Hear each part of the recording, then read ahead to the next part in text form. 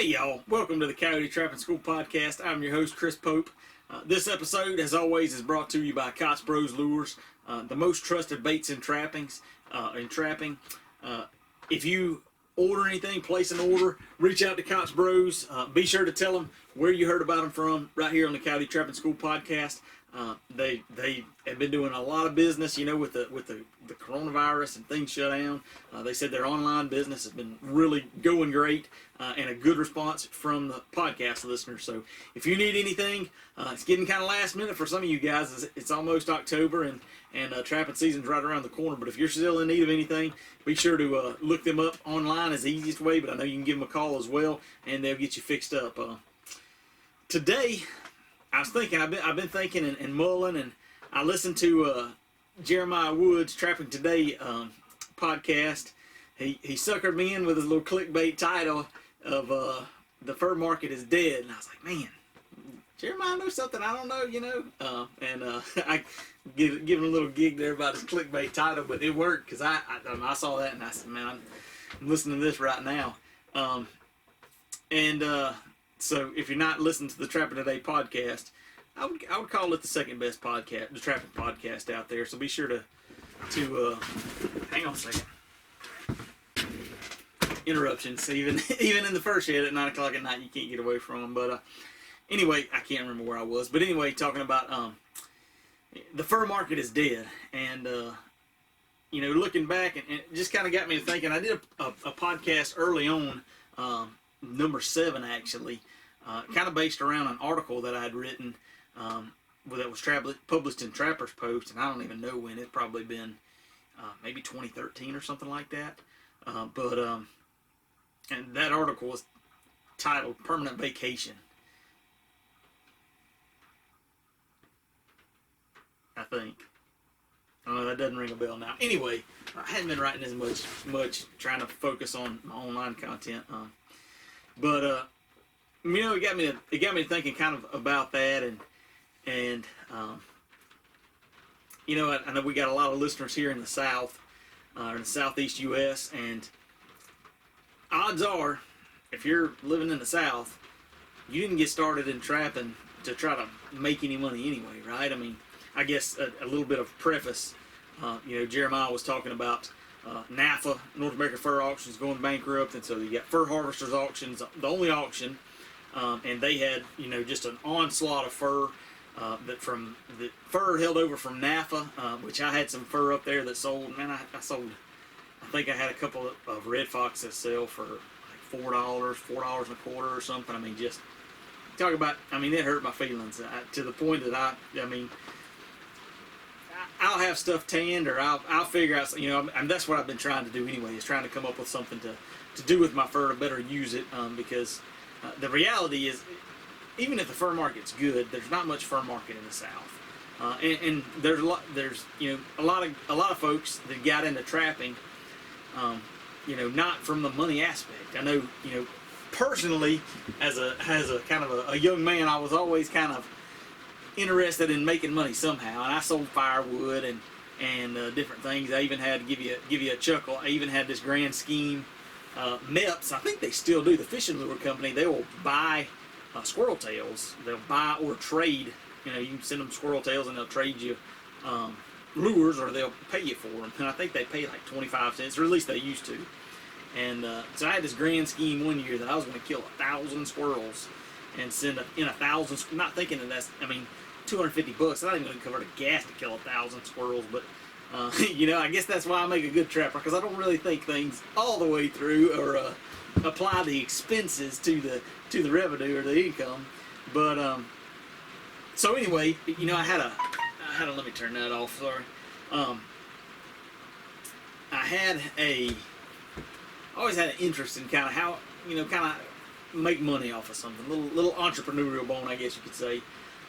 And one of the things I was really intrigued with trapping and the stories of the mountain men in Alaska anyway. I don't think there's much of any hunter that can't be intrigued by that. And that's what I started out as, a hunter and fisherman. And trapping just really intrigued me. And it just, I guess, intrigued me that much more that there was a potential to possibly make some money at it. So, in truth, I did somewhat get into trapping to try to make money, although I quickly realized that wasn't really going to pan out that great. That being said, that never stopped me or deterred me from trapping, and I apologize. It's raining, and I got a metal roof on the shed, so I hope that's not going to come over too loud. I'm a little bit behind on my podcast anyway, so trying to get these turned around. But so that being said, the idea of being able to make money, realistically, more likely you can just maybe cover your expenses, and that's going to be about it.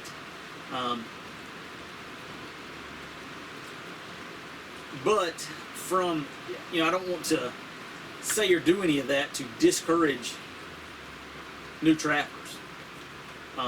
Because for me, there's so much more that I've gotten out of trapping, maybe you could say, or gotten kind of out of life because I'm a trapper. And, some of the opportunities and experiences that I've had that I wouldn't have gotten, I wouldn't have had if I wasn't a trapper and didn't have some of the experience trapping.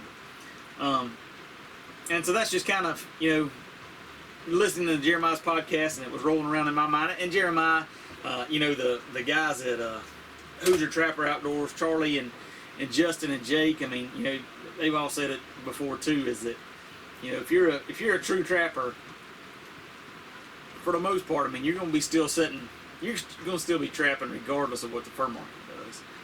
There's just that longing, that drive, and realistically, there's folks that spend a lot of money on trying to kill a deer or an elk or a duck.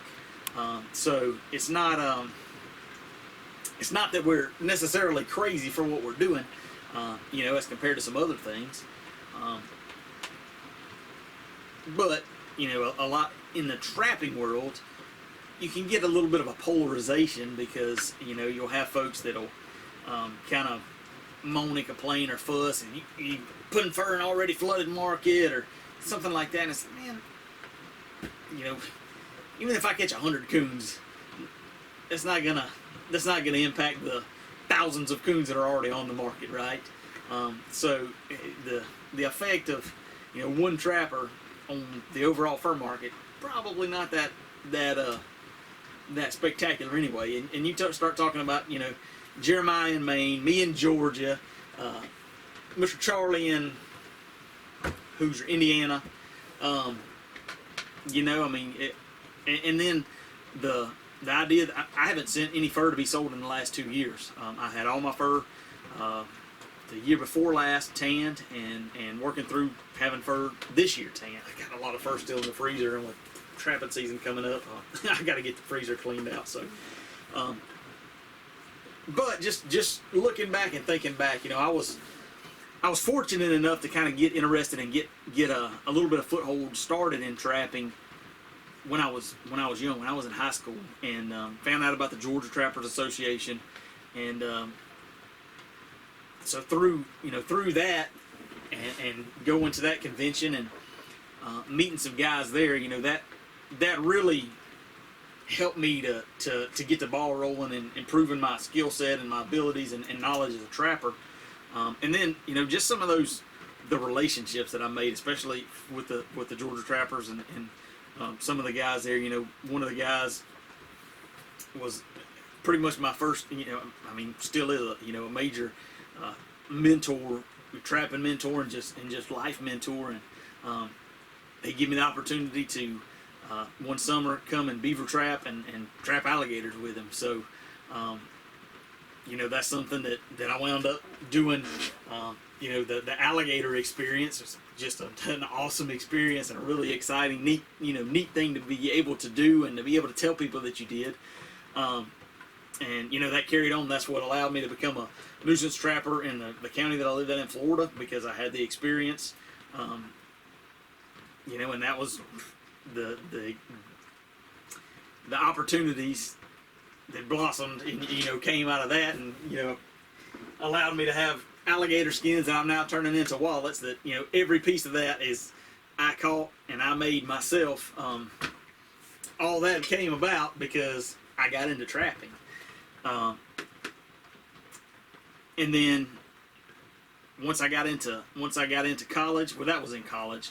But I've gotten an opportunity to go to Alaska twice as a work role when I was in college, and in the summer.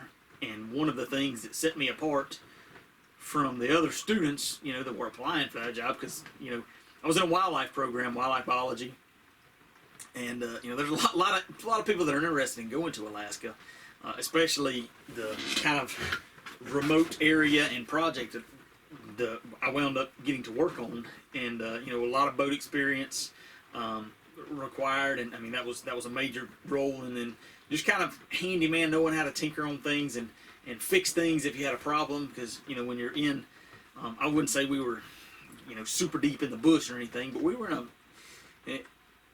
it wasn't like we had somebody right down the road to call and call on. It was a satellite phone and an hour plane ride or a couple hour boat ride to get somebody to help. So my experience in being comfortable with working in remote locations, cold weather, handling and manage a boat, which that wasn't necessarily directly trapping related, although through the alligator trapping and alligator hunting, that played into it. So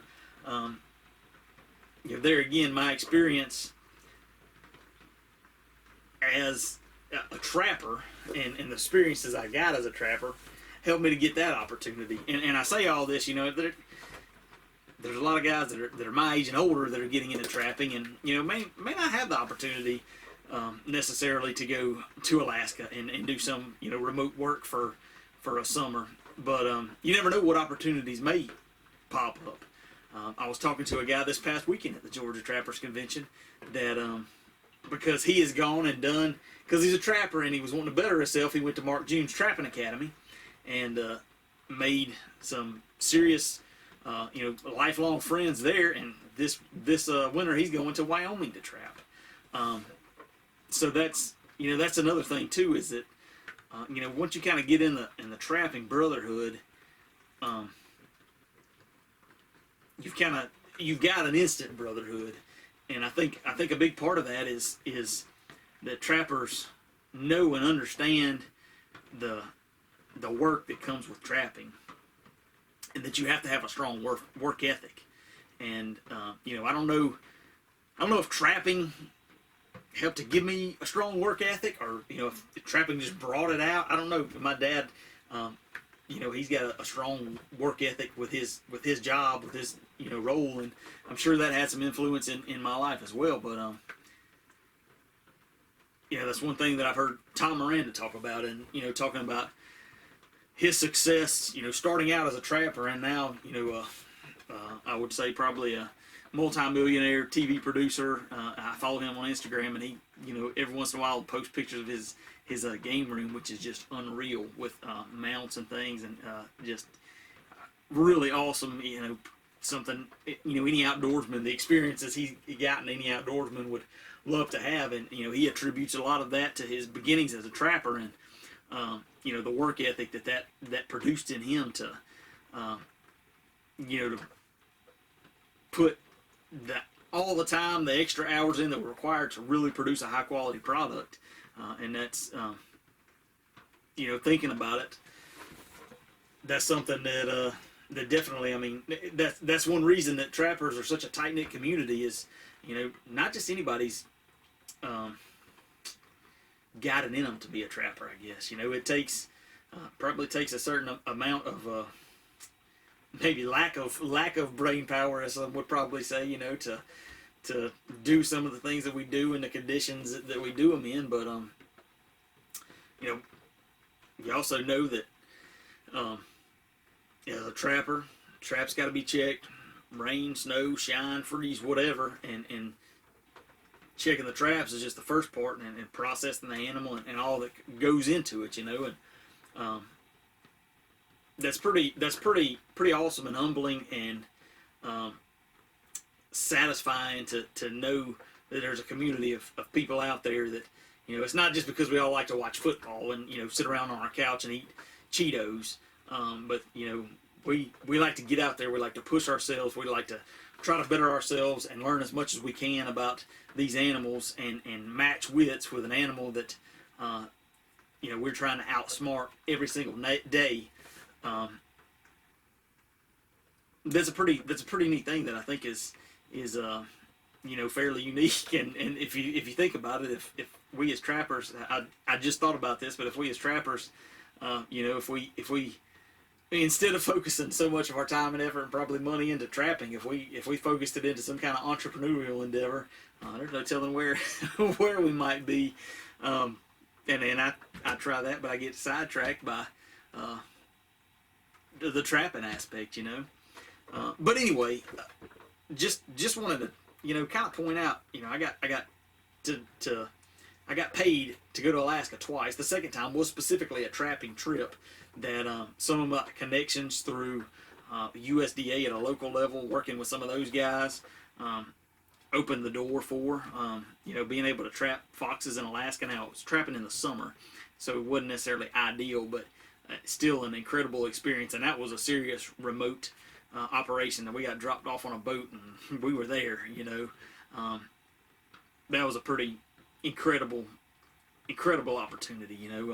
And I started to say earlier that there's a lot of folks that are my age or older, but I hope there's some young folks that are listening that are maybe on the fence or just starting out as a trapper, and maybe you'll have the opportunity through becoming a trapper and the network that brings with it and that builds to get to do some of those exciting things like I'm talking about, catching alligators and trapping in Alaska.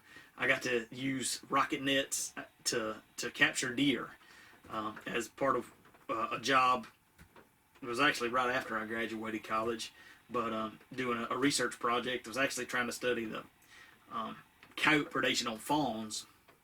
So we're catching does before they gave birth and implanting a transmitter, and then that transmitter would come out when they gave birth, and then we had to go in and locate that fawn as soon as it was born, put a collar on the fawn, and then track that fawn every day to see if it lived or if it got eaten, and then when one did get killed, try to determine what killed it. Was it a coyote? Was it a bobcat? Did he get hit by a car?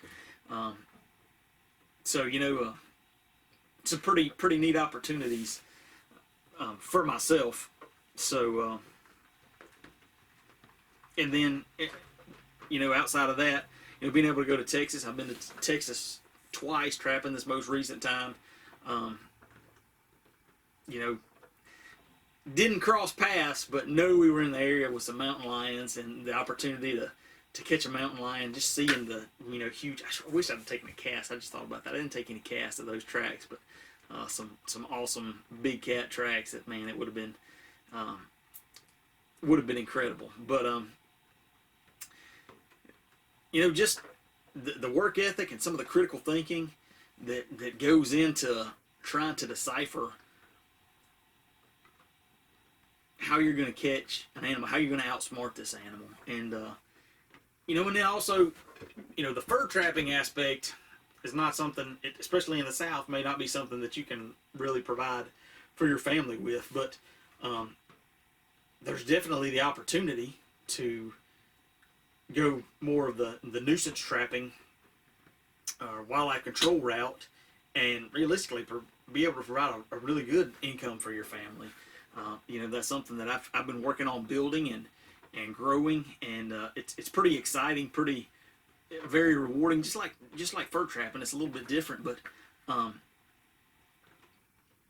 being a trapper already gives you so much of a leg up.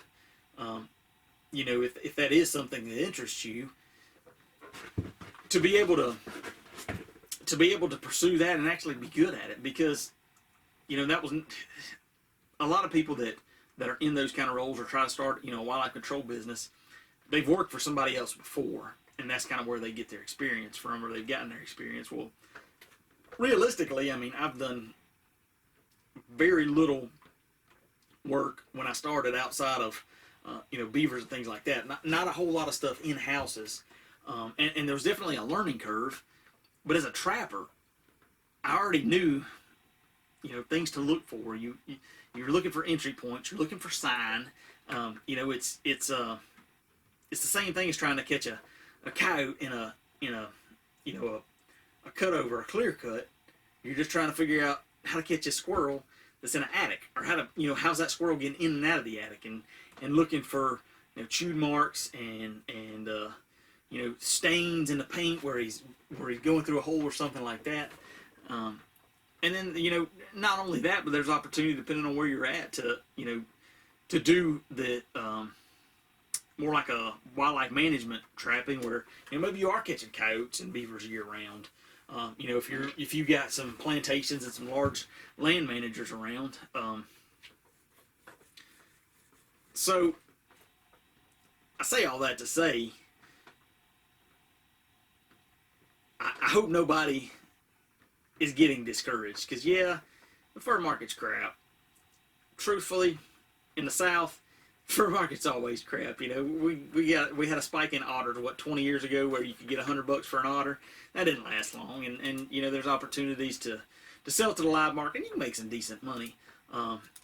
But so far as supporting your family on fur trapping, even with good fur, is not really a reality. But in my opinion, there's so many opportunities, so many benefits of being a trapper, and the way it makes you think, and the work ethic that it fosters in you, and hopefully, from my perspective, that is passed down to my son, that my son picks up, when we're up checking traps before daylight, and then in the skinning shed, home after dark skinning, and I hope that is being passed on, that there's opportunities out there if you're willing to work for them, and then truthfully, a little bit of the creativity maybe that fosters. A lot of us trappers probably don't think of ourselves as real creative people, but as I really looked and tried to figure out what can I do different, with this product, my fur that I'm producing. I'm not really getting paid what I feel like it's worth, and there's nobody locally that's really getting to appreciate what I think is an amazing, a beautiful product, and thinking about that, and coming up with these ways of turning beaver tails and coyotes and bobcats into wallets and stockings, and sewing purses. I mean, not something you'd asked me 10 years ago that I ever expected I would be doing, but sitting back and looking at this and knowing that the outside of this wallet is a bobcat hide that I trapped, that the people that I've showed it to have never seen bobcat leather before, because I had never seen bobcat leather before, and they open it up and they look, and they see the craftsmanship, and from my perspective, the quality. I'm really proud of this product, and this is the leather work, and the people that I've met even through that, and all that's something too that wouldn't have ever come about if I hadn't been a trapper, and thinking creatively and trying to think outside the box, and so anyway, to tie in off of Jeremiah's podcast, and I think for a lot of trappers it's the same as the fur market is dead, so what, right? Jeremiah and me are still going to be out there trapping. I hope you are too, and I hope you're thinking about some different things that you can do to utilize the resource that we're capturing and taking advantage of and producing, because what, I'm proud of these gray fox hides that I've got tanned, and I want other people to take pride in the hard work that's gone into it, and the beauty of this natural skin,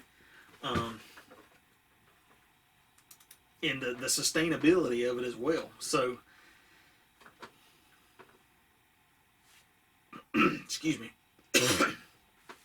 With that, I'll kind of wrap it up. Like I said, I've been thinking on that for about a week, and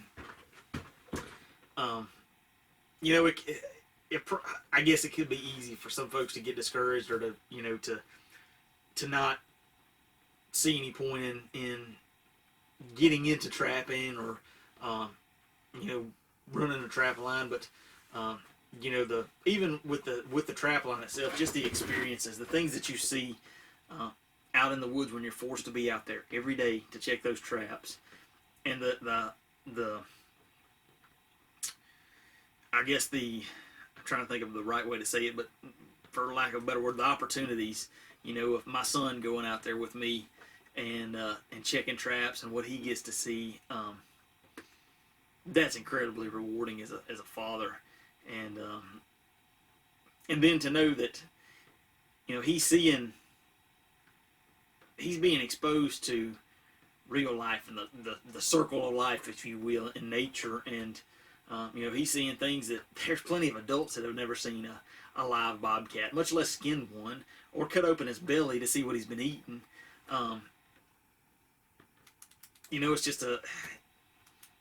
It's a really neat opportunity, and I'd encourage you, if you're listening to this and you're not a trapper,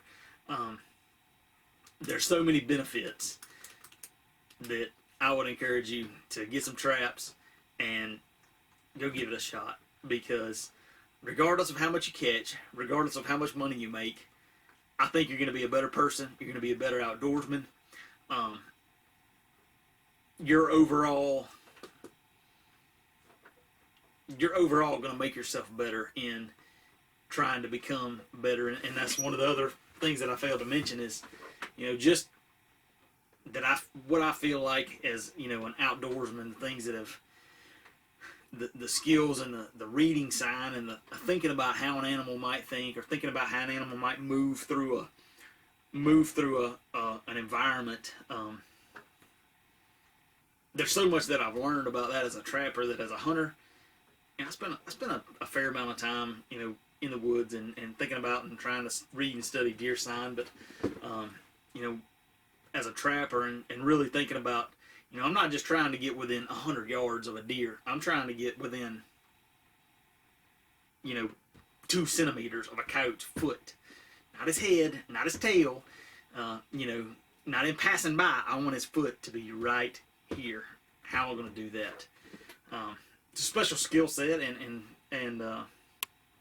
it takes some time and some effort and some learning, but it's well worth it. It's well worth the challenge. It's hugely rewarding. It's very exciting. So with that, I know I've been kind of going to wrap up several times, and I'm finally getting around to it now. But with that, we'll wrap this episode up. I hope you enjoyed it. I hope, with me, I've got to where I used to kind of try to keep track of the fur market, and that's not even something that I really worry with, because I know I'm going to trap. I'm going to trap as hard as I possibly can. I'm going to trap as many animals as I can on different properties, and I'm going to love every minute. I'm going to love the misery of going in over my waders when it's 40 degrees, and having dirt thrown in my face trying to set a coyote trap, and all the things that come with it. So one thing I should have mentioned this at the onset, but I want to be sure to mention that I have short liner trapping bags back in stock. So they're back on the website and available. I've got a handful that are made, and it's actually my sister. I coached her into helping me make them, and so they're still being made with a real tight quality control, and to the utmost highest standards, and it's going to provide you a serious, good quality, long-lasting trapping bag. So head on over to the website, coyotetrappingschool.com. If you want to pick up your short liner trapping bag, I'd be glad to ship it out to you. They're $65 and $8 shipping. And to be honest with you, if you're in Montana or somewhere like that, you're coming out like gangbusters, because that shipping eats my lunch. But I hadn't figured out a better way to do it, and I'm proud of the product, and want to get it into folks' hands. So if you got a trapping bag, hey, tag me in some pictures this winter on Instagram. I look a little bit on Facebook, but I don't know about the tagging and all there. But tag me in some pictures. Let me see how you're using it. Let me see how it's working out. I appreciate y'all supporting the podcast, supporting the YouTube channel and what I'm doing. It means a lot. You know, the notes and the messages and the emails that I get of folks that you know, give me some insight or you know, just touch base with me here and there. So be sure to reach out. Let me know if you got any questions, and we'll catch up with you next time.